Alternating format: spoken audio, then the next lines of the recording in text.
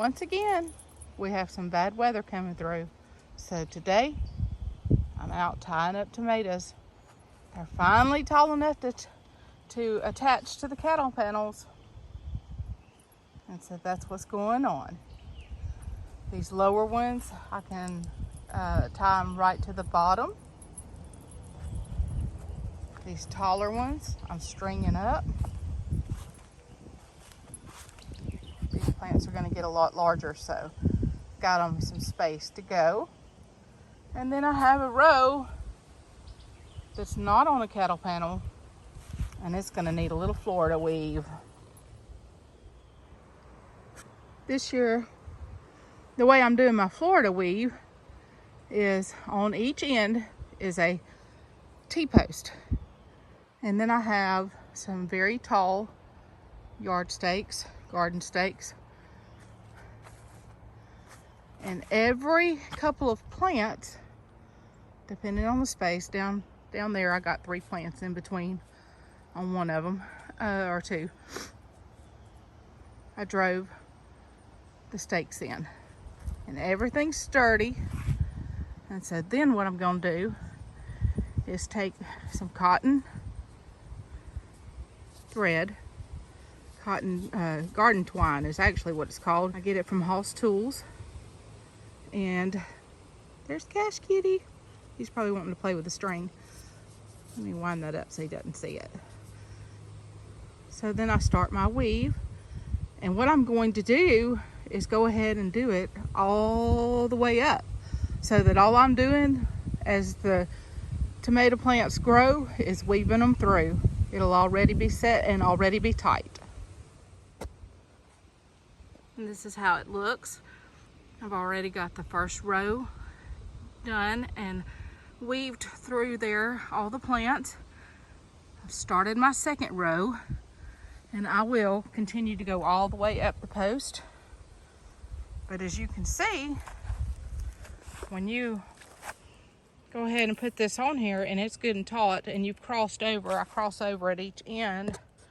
If I go around the pole one way, the first time I go the opposite way, the second, it gives you an X in the center.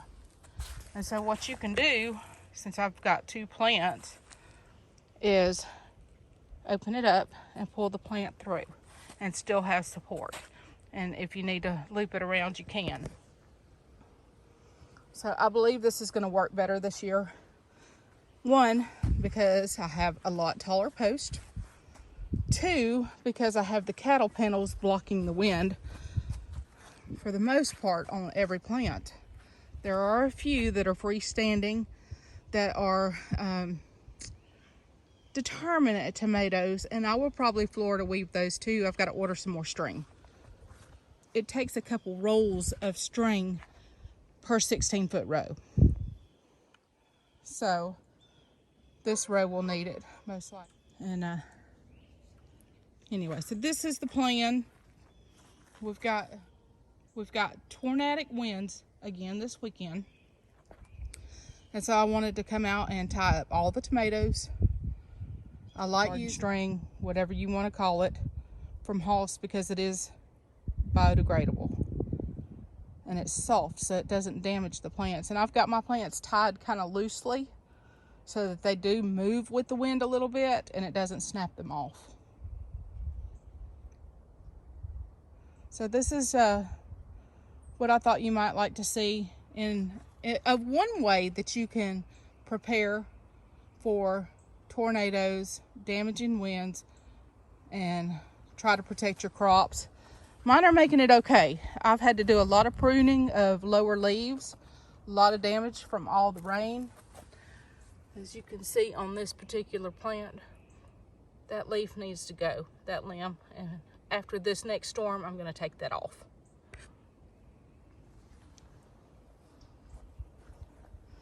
Everything else, I've basically come through and brushed the mud off again.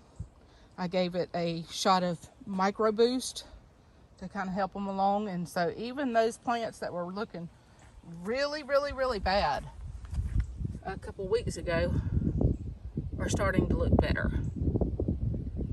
That micro boost really helped them. Anyway, hope you learned something. I hope you enjoy this year's gardening season and that you overcome any obstacles that's thrown your way. Happy gardening. Thanks for watching. Hit that like and subscribe button, please. Somebody else likes garden string. Cash.